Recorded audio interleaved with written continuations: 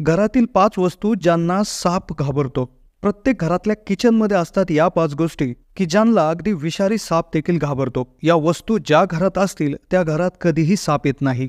वस्तू प्रत्येकाच्या घरात असतात, फक्त त्याचा वापर व्यवस्थित करणं जमलं पाहिजे. त्यामुळेच व्हिडिओमध्ये आज आपण पाहणार आहोत की सापाला घाबरवणाऱ्या या अशा कोणत्या 5 गोष्टी आहेत की ज्या प्रत्येकाच्या घरात आहे, पण त्याचा वापर आपल्याला माहिती नाही. त्याची वापराची विशिष्ट पद्धत की ज्यामुळे कधीही तुमच्या घरात साप येणार नाही. त्याचबरोबर तुमच्या घरात जर साप आल्यास तुम्ही काय केलं पाहिजे, घरात साप येऊच नये म्हणून काय विशेष काळजी घेतली पाहिजे, आपला आणि सापाचा सामना झाला तर साप आपल्याला चावू नये म्हणून काय केलं पाहिजे, साप चावल्यानंतर काय केलं पाहिजे, अशी डिटेल माहिती व्हिडिओमध्ये तुम्हाला मिळून जाणार आहे.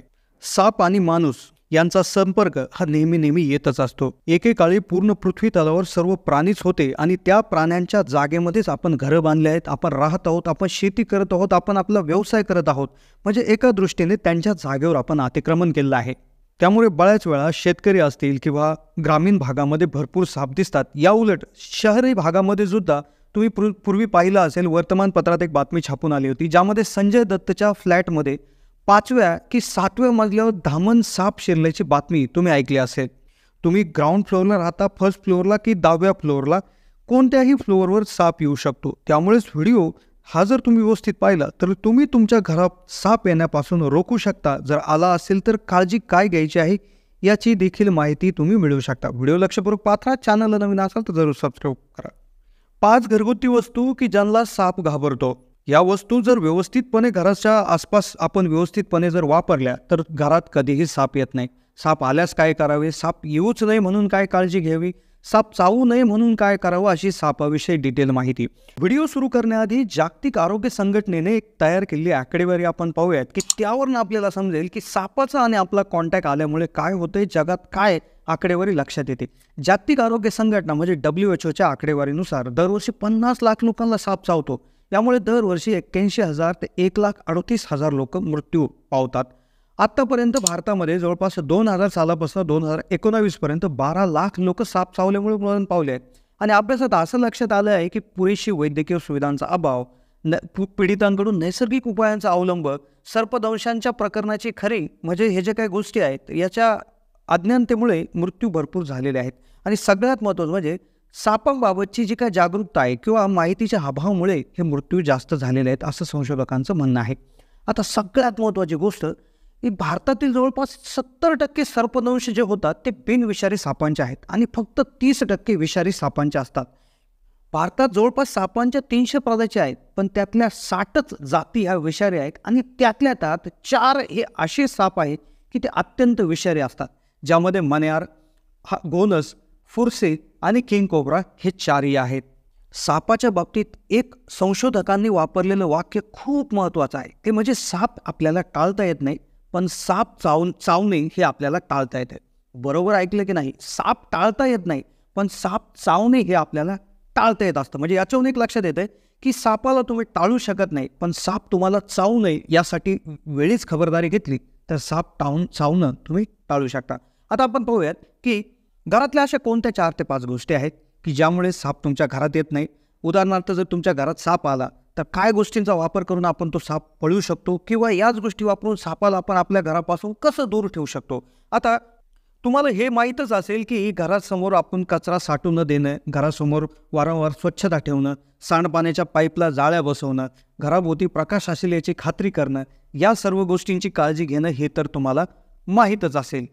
बरेचसे लोक हे करतात देखील, पण तरी देखील त्यांच्या घरामध्ये साप येतो आणि मग साप येऊच नये म्हणून काय केलं पाहिजे.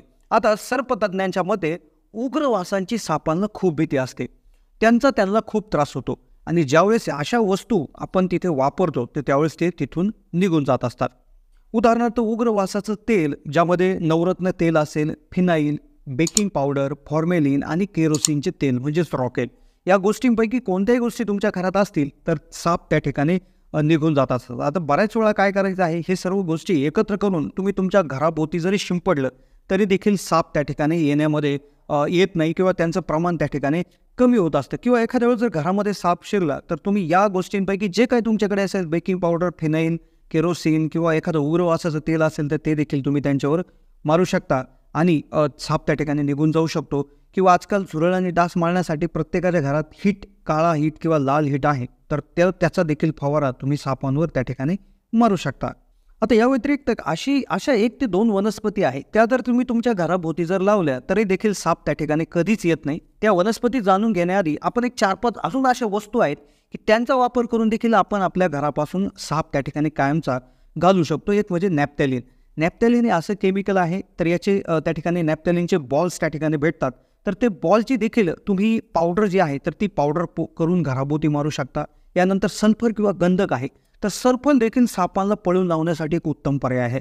हा सल्फर जर घराच्या बाउंड्रीभोवती तुम्ही जर टाकला तर याचा एक तर तीव्र वास येतो आणि सगळ्यात महत्त्वाची विषय म्हणजे की ज्यावेळेस साप याच्यावरून पास होतो, यावर सापाचा ज्यावेळेस याला स्पर्श होतो तर त्यावेळेस त्याला अगदी जळजळ त्या ठिकाणी होते, त्यामुळे तो तिथून निघून जात असतो. यानंतर नैसर्गिक उपाय म्हणजे लवंग आणि दालचिनी तेल.